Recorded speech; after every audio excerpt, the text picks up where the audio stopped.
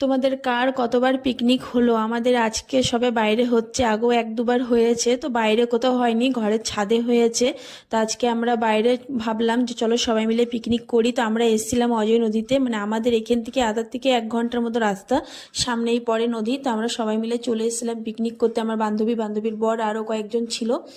তো এখানে আমি চিকেন পকোড়াগুলো ভাজছিলাম, ওরা সবজি পাতি সব কাটাকুটি করছিল। তো এখনও রান্না বান্না কোনো স্টার্টিং হয়নি, আমরা টিফিন খেয়ে পরে এই পকোড়াগুলো ভাজতে স্টার্টিং করলাম। এরপর রান্না বান্না করবে। রান্না বান্নাতে যেমনি ছিল, মাটন ছিল, তারপর চিকেন ছিল, চিকেন পকোড়া ছিল, মাছ ছিল, সব ছিল। এই দেখো মাটন চিকেন সব আছে, আর এখানে একজন চিকেনটা বসিয়ে দিল।